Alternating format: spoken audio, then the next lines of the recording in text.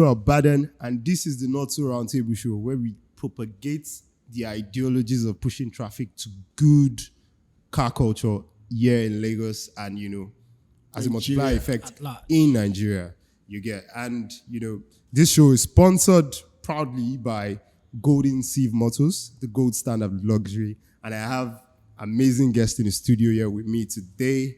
These guys are OGs, they've been in the game for a while, for as long as I can remember. And they've been propagating, traffic to good car culture, you understand? And with me here is Car Continent and J Scotch Autos. Yep, we're here today. Yes, yeah. So as I was saying, these guys, I've known them, not personally, but on the automobile space for a while, and they've been pushing, the idea of their brand is transparency. You get, like, they put the customers first. That's the word, transparency. Exactly. Yeah. And at the end of the day, the idea of this show is to make everything clear as regards the misconceptions that people have of, the automobile industry. There are a lot of misconceptions, and, we're going to be talking about them and seeing how, our best.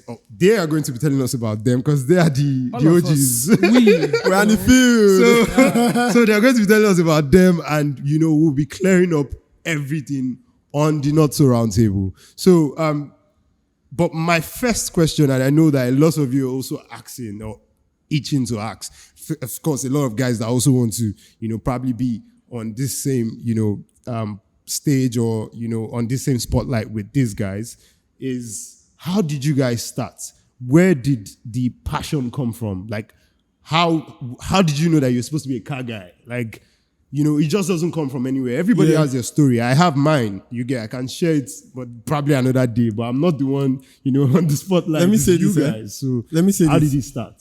As a child, first of all, when my dad takes us to school, once we get close to UBTH, with his 504, there's a way he speeds UBTH through. UBTH is in Edo State. Yeah. There's a way he speeds through till he gets to school. I always looked forward to that every day. He used to drop us in school. That was one. So will you say, sorry for cutting you off, but will you say that your dad was somewhat a car guy too? A little, but he just didn't know. Yeah, he was. Okay. Then, so you know what? When we used to come back from school then, instead of coming back with my guys, I'll pick just one person, I and Chima. God is good, owner of God is good, the last born, Chima, we'll eat our tea fair, first of all. We'll eat it. We'll say, if we take off this, we'll buy Coke and all of that. We'll drink it and finish the tea fair, then we'll start trekking home. We'll trek along the road. We'll ensure we name every single car we saw on the road. That's passion. That is so passion. we'll ensure we name every single one. So that's how I started loving cars. And immediately after, when I was done with NYS, I just thought about, why not work with Coach Charis? I loved Rolls Royce so much. So I planned to come to Lagos, wrote a lot of things, and came to submit. I remember all their names. Felix Meha, Biona Babarinde, their marketing chairman. I remember everybody. I stayed in Lagos for 1 week. Isn't that stockish? No. That's not it, because I had to go from Aja to their office every single day for about a month. Okay. So when I came to Lagos, just because I wanted to see Biona Babarinde. But Felix Mehan was on ground, but I never got to see any of them. Oh, wow. So indirectly, they inspired you into becoming what you are. I had to create my own thing. That's how I created my own thing. And I started. So from then till now, have you still met the people that you wanted to meet? Somewhere along the line, we've had to do a little of promotion, but still not met. I've just seen them. I've met the Rolls Royce manager. He's my person, as in my guy. Yeah. And that's actually where I wanted to work. That's the place I wanted to gain access to. And I've met the guy. He's nice. He's my person right now. Okay, so but then will you say that Car Continent hasn't gotten to where he wants to be? I've surpassed where I wanted to be. What I was thinking in my head. You were thinking initially. In my head, initially, I've surpassed it. So I've set new goals. And that's what I'm targeting. Oh, perfect. Yeah. How about you, J Scotch? We have a similar story. I started quite young, when I was small. I got the inspiration from my father.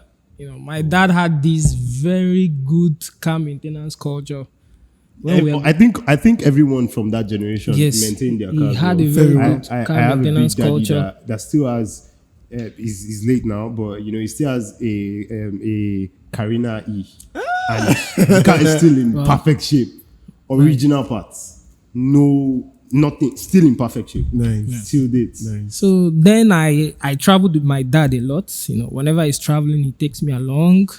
So I always imagine driving. He's the one on steering, but I love driving from onset. That's him. Yeah. And the thing is, I didn't go to driving school. I just started driving. I think a lot of us probably just watch someone do it and now try to do it. And Then we got beaten for it because I had this 190, my dad's E190, and that's what I started with. And I know how my father would, what are you doing in that car? So Immediately he noticed I could drive it. It was a manual car. Then they started misusing the opportunity. Go and buy this. Go and do that. that's how it was for me. The moment my dad knew, because I had to sneak his key, maybe he traveled with another car, I will be driving around till one of our neighbors snitched. So your son don't they drive car? That was in my, I think, JS3.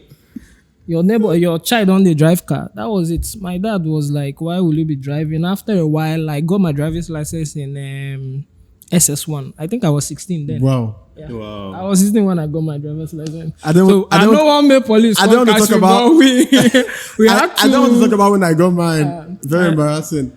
And it was a manual car. That was my dad Peugeot 504. That's what I used to drive then. So that's one of the ways I developed passion for cars till I started advancing in age. I've done a lot in this. Has this ever happened to you, or have you ever heard like maybe you or your friends, either your parents or your friends' parents traveled, then someone took the car because it was happening then. Yeah. Someone takes the car without their permission. Yeah. Now bashes the car. And he's trying to cover up because it happened. Like, this is an experience. And he's trying to cover up before his parents come back. Like, cover up, clean up the bumper, or just do something. Like, No, that didn't happen. But do you know anybody that it happened to? No. I don't know anyone. It happened to me. And it happened to a couple of people that I know. But you got caught now, because of course, everybody there was gets nothing caught. you could Because there was, do at that time, then. the finance wasn't there to even fix the car in the first place. You understand? So You must get caught now. You must get caught. You must get caught. The crazy thing that happened, let me just say this story that happened with my own family. My dad woke up one day and said, then my eldest brother could drive already. So my dad said he was going to work on a Saturday. And he told my elder brother, please, go and wash. Then my dad was petting his V-boot. He just got the V-boot. Was petting it madly. So it was like, go and wash the V-boot and wash the 504. So you are going to your friend's birthday, right? Guy was like, yes. So we'll decide which one we'll take. So my brother, knowing well that Popsy just bought the V-boot now. He was not going to release it. So my brother washed the 504 well in his mind. When my dad was done, my dad came out from the bathroom and picked the 504 key and left, which means you can go for your party with the V-boot. My brother felt so big that day. Felt too good. My God. I feel like in the Nigerian market, I may be wrong, in the Nigerian market, the V-Boots actually introduced Mercedes. Of course, there were a lot of I think maybe the SC 500s, the old ones, those limo ones. People went gaga for that car. But That was the like first car I saw a back seat belt. Yeah. I had to go to my friend's house just to wear that back seat belt. And the fabric chairs were so comfortable. So Very, comfortable. yes. Like so comfortable, Yes. like so rich. You'd feel like you were, in opulence. I think that was where Benz started this. Should I say you can afford a Benz even if you do not have so much money? I think that's where it started. With But the V-boot and a the lot 190. of BMW people will argue now that was where Benz sold out. No, when it comes to I think technology, I think that's when it happened. when it comes to technology and car features, I think BMW is way ahead of Benz. Yes, well, I think I'd agree Because with some that of too. the features they had, let me say, in a 1998 car, it started showing up in Benz in sometime like 2005. I agree. So That's true. one of it is, I think, a collapsing headrest. Okay, so the collapsing. They had it since. I think BMW had it since. True. Is it Benz that first? Mercedes had the collapsing headrest, but I don't know had if it since. BMW did. Mercedes had it since. But I know that one for I think a fact. the soft closing door is one of them. Which brand? That's the suction. Yes. The suction Benz doors. or BMW? On BMW. BMW were They the did first to that. do They it. did that very fast. And now see what they're doing with the 7 Series.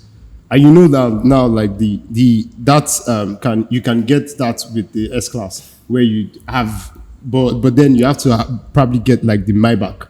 You can get that in the Maybach. Yeah. In Where my you can, in my do the opinion, hand gestures and the door closing. Yeah. But it's I think it's in the basic In 7 7 Series. Series, yes. in my Yes. opinion, the latest 7 Series is more sophisticated. Yeah, Than than the the Maybach. Yes. That's a basic 7 Series. Yes. No, not Like the a base- base not- not the version. base- Not the base version. A full option. A full option 7 Series. would tackle the Maybach well. To me, Very well. I mean, in terms of everything it has. Feature tech, what it to has tackle inside. it well. So at the end of the day, I feel like, I don't know if I'm wrong, yeah, but I feel like Mercedes is probably more expensive to acquire, but easy to maintain in terms of maintenance. But BMW is probably a bit, maybe just a tad bit easy to, not so expensive to acquire. And expensive is very relative, but Yes. not so expensive to acquire, but probably a bit expensive to maintain. I agree with you. If you suck at maintaining a car, you shouldn't go for a BMW. If you know you not use the right oil, you don't have the right mechanic, or sometimes you even have to have some technical know-how if you want to have a BMW. So quickly, I'd like us to talk about like challenges that you guys have faced, coming up in the industry, like acceptance. When you came, did people accept you at first? Was it cold? Did you have to like build yourself up to? Let me say to the this: level where one of people the are challenge you are going to face is being cut off as a middleman. No. I did not expect that. Yeah, that's one of the very. that part of it is very long. That topic is very long. It's very long. I'm sure the middleman topic should be a topic for another day. On its own. On its own, you on get. But it's not fair. But it will push you to do better. It will push you to. We were speaking yesterday. You said you wanted that there was someone. Let's even start with this one. See, I was still on the mainland then. It's not like I'm rich now. I was broke that time. Very, very broke. I managed to get one guy that disturbed me for like 2-3 days. I wanted to buy a Corolla, Uber Corolla. I used one. I linked him up with somebody on the island. I linked them up. They met. The guy told me, bros, I've bought the car. My profit on that day was 100K. Then 100K meant a lot to me. Yeah, it did. Like, It did. a lot. In my mind, my guy that gave me the link, I was going to settle him. I think we already agreed. I was supposed to give him 20K. He was supposed to collect some cash from the other guy too. So 80K will come to me. Yeah. Bro, this guy sent me 50K. And I called him and said, how far? You sent me 50K. Oh. He said, yes, I should manage it. We argued back and forth. He sent me another 10K. He said, that's the best he can do. I said, why? What of the remaining 40K? He said he has sent my other guy his 20K. That you see that remaining 20K. He said the minute he sold this Corolla, he saw another car he wanted to buy. So he carried my money and used to add to his money to buy I think we all have our stories. like my money. Yeah. I asked him my money. He said yes. I have one. It's actually very funny. Yeah. And so this guy does a deal. So it was a place I was, working, and we had this G63 2019. Someone was going to buy it. Person ended up buying it. So I'm not going to say how much he bought it for, but he ended up buying it, and we're expecting like a kickback from this guy, because this guy works, like he comes to the office, he's someone that relates with His us, family. his family, you get. Sorry, but he was of supposed to course, have family. exactly. But he wasn't, officially one of us. Yeah. But yes, he was family. So my then manager of the place went, took the car down to, I think, Ogba. The person liked the car, bought it immediately. This is 2019 G63. And, he bought it immediately, paid, everything went smoothly. Oh, yeah, now, far, like, drop something. Like, do you get? Now you do this deal. Now your client buy up, drop something. And we go back to the office and ask me how much this guy sent from a G63 deal. 50K. 20K. Oh, I even exaggerated. So he sent 20K. My guy called a lot of like top dealers that knew him, and I don't want to mention names. And they were like, That's how he behaves. So my guy told him he's mad. He should send his account, and he sent the 20K back to him. Found him. He sent his 20K back to him, and he was saying a lot of, like, giving a lot of excuses. Then a lot of people called my guy and said, you know what, just take this money just from good faith. I know, like, you guys are going to do other deals, and you can always get him back and all that stuff. It actually doesn't make sense. You do a deal. I've not even said the worst. You eat your own and you want to eat someone else's own. My guy calls him like 5 minutes later. Like, okay, no worries, send the money back. This guy said, bro, as you send that money, I don't use and pay my tithes. I don't use that to do so many things. No, I think. Bro, no, man. Maybe when he sent back that money to him, he felt awkward and he was like, I'm not going to send this guy back this money. No. That's the kind of person he's just a shady person. It doesn't make sense. It is not because he has spent the money. Immediately he sent his money. Okay, that would take me to how I got to meet this guy, how I got to start. Okay, yes, because I really want to know I was far off. I saw a car he posted. Someone called me that he wanted that car. I wasn't around. I was in Edo State then, and he was in Lagos. I called him, bro, this car on your page, I have a buyer. I will link my buyer directly with you. See what I want on the deal, please. Yeah, honest guy. Just give me what I want on the deal. He said, no problem. I linked them up. I was on my own, my faith was open. If I get money, good. If I not get good, that thing is just a 50-50 thing that you just do. My guy call me. He get as he be. The money will supposed come and no come out as supposed come, but I will give you your money. He said I should send account. I'll talk about the same thing. I sent him account. He credited me. I was like, oh wow, this guy is a very honest guy. By then we did not know each other well. We had only met at one car show. We just shook hands. Laddie introduced us. We just shook hands, and that was it. Yeah. Let me explain what happened. That deal, it was an Avalon deal. I posted it. He saw it. He liked it. He said he had a buyer for it. So I contacted the owner, and we agreed on something. So I was supposed to make 150,000 naira on that deal, and he 50K. So 200K was supposed to come out. So at the end of the day, when I think his client had paid or something, they told me that the owner took his price up. When customer had paid. Yes, that's what they do. That thing has happened to me like 3 times. Yes. They've changed price. So they were going to send me 80K or so. Wow. I said 80K. Like, is this one mad? Someone is on this view. Sorry. This person is sick. What do you mean? So we're still struggling, and then I think they credited me 100K or something. I looked at it. I said, I can actually send this guy 30K. But I told myself, why would I do that? When he just told me all he wanted was his 50K. Why should I take his money out? So I sent him his money. That brings me to the my second ever deal. We're supposed to buy a car for Uber business, and as we bought it, my in-law told me, hope they are going to pay you some money. My in-law wanted me to make some money on it. I said, yes, they'll pay me. So I called the man. We agreed on, I think he said he wanted 1,650. My in-law credited him 1,750. Okay. So he was supposed to send me 100,000. I was not so used to collecting cash by then. So sent him 1,750, and Oga called me. My in-law, he just did the credit without talking. He felt I already trusted the person. Yeah. So the guy calls me and tells me, oh, Vire, price don't go up. Oh. I said, what do you mean? He said, price don't go up. Oh. I said, okay, meaning I'll tell my in-law not to pay again. I call my in-law, and my in-law said, I sent money last night now. Oh, you sent the money, they've seen the money, that's why they're telling me price has gone up. I went back to him, okay, they've sent money to you, why are you telling me price has gone up? He dragged though. He said he was going to give me 50,000. The thing that pained me the most, at some point, the guy said, Vire, what do you want to use 100,000 to do? If I was the cultist then, God knows what I'm doing like that. He said, what do you use 100,000 to do? Are you not too young? That's why I asked him. No, I have small money now. That's why I asked him that time. What do you use 100K to do?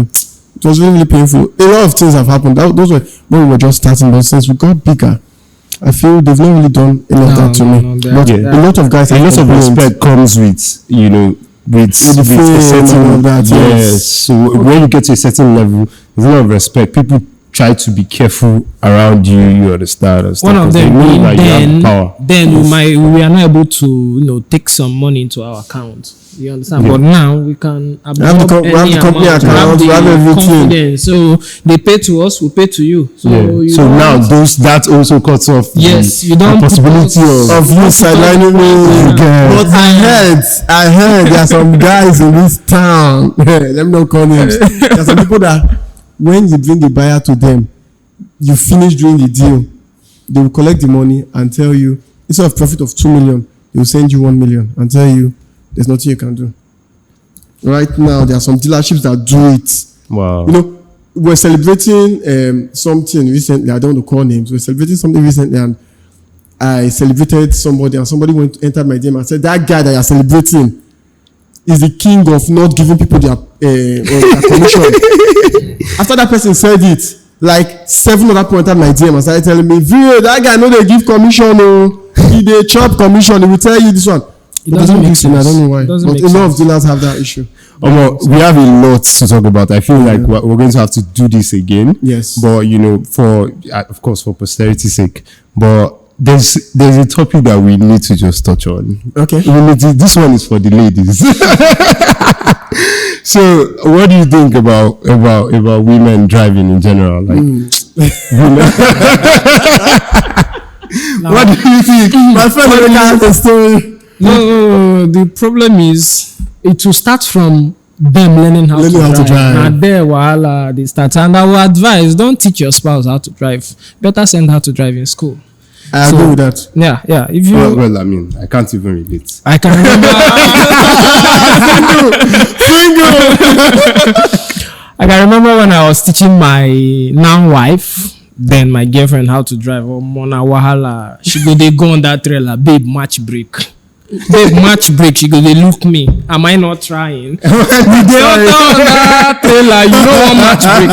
No, so they are too sentimental and emotional about the whole thing. So there's a stereotype here where you know you're probably honking someone down, you're blowing your horn, and this person is probably just blocking you, and you're like, who's this person? Immediately you drive past that person, like there's this subconscious that just makes you want to look at what this person is. Yeah. And you're like, and when you now see that it's a lady, and you're like, but there are good number of women that drive. Good female drivers. Sometimes that you'll be driving, and when you finally pass the person that is driving anyhow, you find out that is a man. You now see why they drive like woman.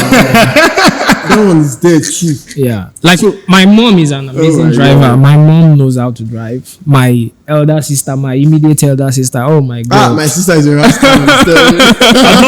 I'd love to see more women getting into like automobiles, like getting into trying to get getting into drift competitions. You define Wahala. Which one? Like we went to. I'd love to see it. We had.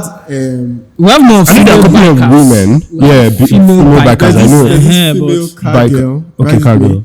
Oh yeah, of course I know. She was trying to stunt with a car one time. I'll look for that video and show you. So if you give that girl the chance, she will do it. No. Ride with me is the wild one. She will do it. No. So I'd really love to see more women coming into it. I know. As regards just focusing on air and when I was younger, we had skincare. We had this woman that used to bring us from school, Mama Fego.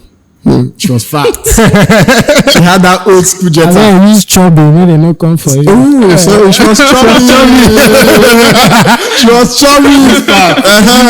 So she was chubby, and then she had a Jetta, sweet Jetta. Volkswagen. Only the last born stays in front. The rest of us will stay behind. 4 of us, 5 of us, all of us stay behind. Now, she could drive from Benin to Lagos on her own, alone. Good then. Tofu. She used to do her own. Then there was a day we were coming back from school, and one woman, a man was driving a car, I think a Carina E, and the person scratched her car.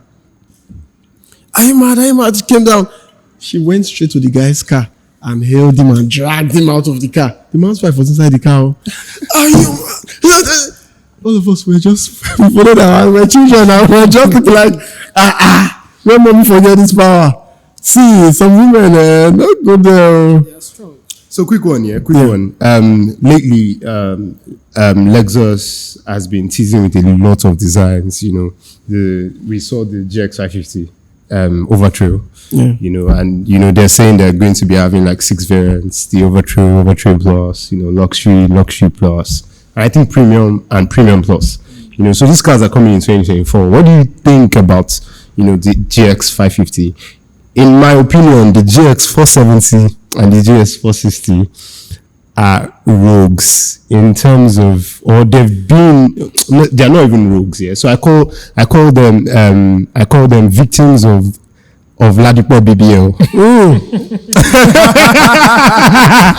Victims of Ladipo BBL. In a layman's term, they don't. In a layman's term, you will see them take a 2010 460 and upgrade it to 2022 460. Yeah. You know why? I'm against upgrades. You know why it's easy. And you can't even tell. You know why it's easy. You know, from 2010 down to 2019, 2020, they had, they even down to 20. Same frame, same everything. They look same everything. They look the same. Just bumper, just remove the bumper, remove the headlights, and you're good to go. You're good, yeah. So, but now, like, I feel like the only take home I had from this new design was that they can't show me 2024.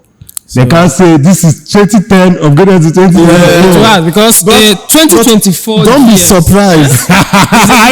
You know where I'm going. Join now. They will do in 2030. You will see 20. They will have upgraded one 2024. Parts would have come in by then. I'm saying in 2030. Yeah. You start when you are looking for 2030 GX550. They would have upgraded one 2024 GX550 that's to 2030. Possible. That's very possible. So to still happen is Lexus now. Because now Lexus might be using the same same frame, same design. The new GX to me is more of an LX 600 and the Toyota 4Runner merged together. Yes, there's a mixture there. That's what it is. There's a mixture. Just brought their one. I just feel the design will grow in on us. It too. I think at the end of the day, we car guys, I always like to call us custodians because you know, there's a difference between being a dealer and being a car enthusiast. You know, there are a lot of dealers that don't really care about these cars. They just make want their to money, sell. man. You get, but now being in between, which is being an enthusiast, and still, you know, making money off your passion. I've now decided to call it custodian. So as being a custodian, I feel like whenever any brand throws anything to us, we are always like, no, it's ugly, it's this, it's that. And when it comes, when we actually see it, there's this, we get to see what we like. Sometimes you don't have to blame them because they have a lot of things in their mind when they were creating these cars. They are giving up on V8. They are trying to reduce the number of cylinder and all. So they will have to win some and lose some. Yeah. So if they are going down on the engine, they might have to focus on the aerodynamics of the car. So there have to be changes. True. So lastly, because we're about to round off now, but lastly, what do you think in terms of, now you know Golden Sieve, what do you think Golden Sieve has done to the car culture here in Lagos? Do you think they put everybody on their toes? Do you think that, you know, people are now being more cautious as to what luxury is? You know, do you think that they've been able to, what's your feedback? One attribute I'll give to Golden Sieve is their welcoming spirit. I was going to say that. That's the attribute I will give to them. They are not on their high horse. Someone said, sorry for cutting you short, but someone said about the green Lambo that I can't believe you guys brought it to revs and, you know, runways, a brand new Lamborghini. I like the way you guys handle your cars, and, you know, you don't try to, you know, you understand the car culture. You don't try to just order that's one attribute I will give to you guys. That welcoming culture, you know. So I'll say this. I'll say you guys are professional. I think the first time I entered here, the way I was attended to, and moving forward, I have come here over time to get details of cars we want to sell and all of that. Yeah. There has been swift response, and that's why I keep coming back. Okay. I feel like an everyday staff here right now because I keep coming back because I want to get details. We need to sell off and all of that. So, in terms of luxury, yes, I was thrilled every time I was passing this. Before I got here, every time I passed here, seeing a green Lambo, seeing some new S-Class around, and I was thrilled. I really wanted to know who had the place. I really wanted to come here to have access to this place. So, yes, and it's wonderful. All right, thank you very much, guys. This is all we can take. We have to bring Car Continent and J Scotch back here because more talk plenty. Plenty talk. It's